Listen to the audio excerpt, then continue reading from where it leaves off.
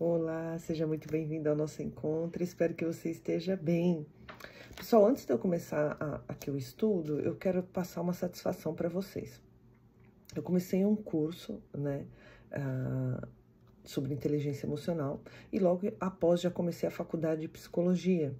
Então foram semanas bem puxadas para mim. Na realidade, eu estou me reorganizando o meu tempo para que eu possa conciliar tudo o que eu quero fazer. Então, assim, eu quero pedir desculpa aqui para vocês, né, sobre eu não ter conseguido postar todos os dias, mas é algo que está no meu coração, é algo que eu amo fazer, então eu vou estar me reorganizando para estar postando todo dia aqui para vocês, tá bom? Então, por isso que esses 15 dias foram 15 dias de reorganização, estou ainda me reorganizando, mas vamos lá. Hoje nós vamos falar sobre a complexa escola da existência. A escola da existência, nós escrevemos histórias particulares, né? Então, ela penetra na nossa mente, nas nossas emoções, naquilo que nós vivemos. A escola da vida, nós aprendemos a matemática, física, química, né? Então, nós vamos aprender coisas da Terra, né? Agora, na escola da existência, nós temos que aprender a dialogar, a se interiorizar, aprender a olhar para nós mesmos, aprender a trabalhar as nossas emoções, né? Então, como que nós temos estado na escola dessa existência da nossa vida? E como Cristo trabalhou na mente de cada um que andava com ele? Como que ele fazia, né? Como que ele trabalhava? Como que ele dava? Como ele ajudava as pessoas, né? Então, na escola da existência, a velhice não significa a maturidade ou título acadêmico, né? Porque às vezes a pessoa pode ser idosa e ainda não ter amadurecido, não ter se interiorizado, não ter entendido o quanto que ela precisa se interiorizar, transformar, né? Então, Cristo, quando ele se revela, né, o maior objetivo dele é transformar o ser humano de dentro para fora.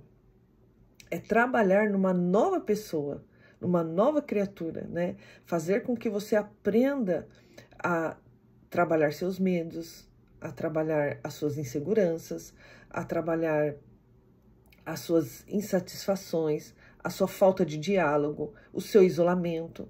Então, Cristo, ele na realidade, a função de Cristo quando ele estava com os discípulos é que ele queria ensinar isso, esse trabalho na mente deles, né? Esse cuidado de se transformar, fazer uma nova pessoa de dentro para fora. Então, nós só conseguimos ter essa mudança de dentro para fora com a ajuda dele. Sem a ajuda de Cristo, nós não conseguimos nos interiorizar, né? A ciência, ela ajuda bastante, né? Ela tenta nos ajudar, né? E tem ajudado muitas pessoas, né? Mas Cristo, ele vai na essência, na nossa essência, né? Na nossa natureza, né? Então é algo que é transformador, porque Cristo, ele não tinha um julgar, né? Ou um apontamento tem que ser assim, tem que ser desse jeito, né? Não, pelo contrário, ele tratava cada um de uma maneira individual, particular. Ele sabia como lidar com as dores das pessoas, né? E muitas vezes a ciência, né? Muitas vezes ela quer, às vezes, trazer algo meio engessado, né? Uma coisa assim que... Claro que a psicologia a gente aprende que nem todo mundo é igual a todo mundo, que a gente tem que analisar as pessoas e tal. Mas Cristo já sabia disso, né? Então Cristo, ele já tratava isso de uma maneira maravilhosa, peculiar e particular. Então, quando a gente entende o que Cristo ele queria fazer, essa transformação de dentro para fora, nós precisamos abrir o nosso coração para a vontade dele sobre a nossa vida, né? Pedir para ele sondar, pedir para ele mostrar. Porque muitas vezes, queridos, a gente quer que o outro mude, a gente só fica pensando no outro, né? E nós temos que olhar para nós. Pai, revela para mim o que eu preciso mudar, né? Revela para mim a minha intolerância, a minha arrogância, a minha falta de paciência, a minha intolerância com às vezes, aquilo que eu não concordo, né? Então, quantas vezes nós somos tão intolerantes com aquilo que nós não acreditamos, né? E se a gente parar para pensar, todas as pessoas que eram rejeitadas naquela época tinham prazer de estar com Cristo, né? Então, por quê? Porque eram pessoas que eram rejeitadas, mas elas tinham uma mente mais aberta para se interiorizar e trazer uma transformação. Agora, os fariseus, né, daquela época já tinham uma mente mais fechada, rigorosa, uma crítica, né? Tudo tem que analisar, tudo tem que ver. Então, Cristo ele sabia que essas pessoas estavam muito mais abertas para uma mudança de dentro para fora, uma transformação, né? Porque na realidade todos nós, queridos, precisamos de uma reconstrução na nossa mente, uma reconstrução na nossa vida. Né? Esse ser humano que nós somos, é um ser humano ruim, caído, né? É um ser humano que é egoísta, é egocêntrico, é da natureza, né? Nós somos criados assim, né? De tudo querer do seu jeito, da sua forma, da sua maneira. Então, como que nós podemos mudar isso? Como que nós podemos vencer essas inseguranças, essas incertezas, esses egoísmos, né? Por meio de Cristo, por meio daquilo que Ele nos ensina, por meio de nós deixarmos Ele transformar a gente de dentro para fora, trazer essa mudança de mente, essa mudança de pensamento, por meio da palavra dEle, por meio daquilo que Ele nos ensina, por meio daquilo que Ele nos fala.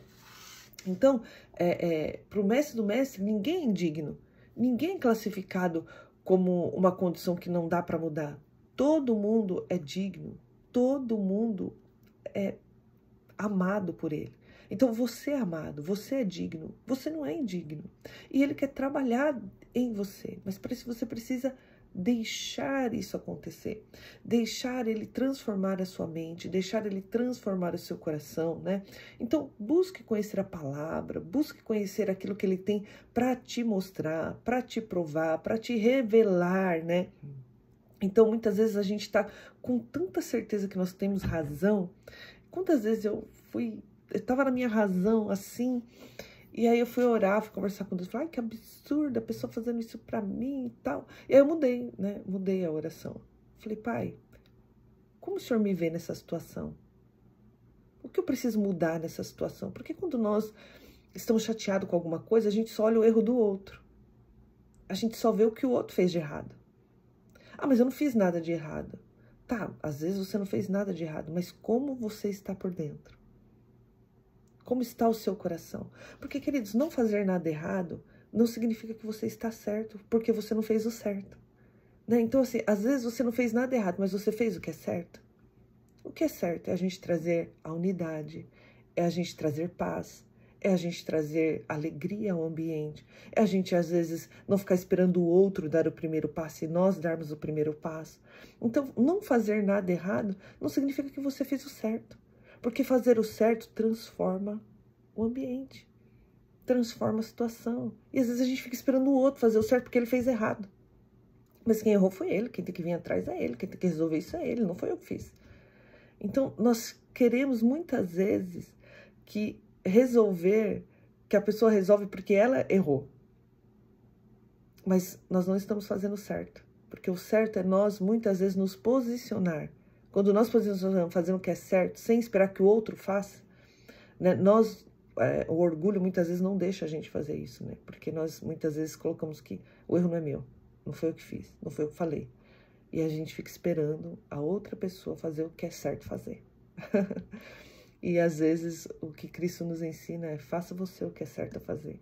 Resolva você da maneira certa. Perdoa, né? Se reconcilie. Traz paz ao ambiente, busca essa paz, né? E não fica com essa esperança de achar que o outro tem que fazer primeiro o que é certo para que ele que errou. Que nós possamos buscar entender essa transformação que Cristo quer trazer para a gente, de dentro para fora. Deus abençoe, compartilhe essa mensagem para que mais pessoas sejam abençoadas como você está sendo.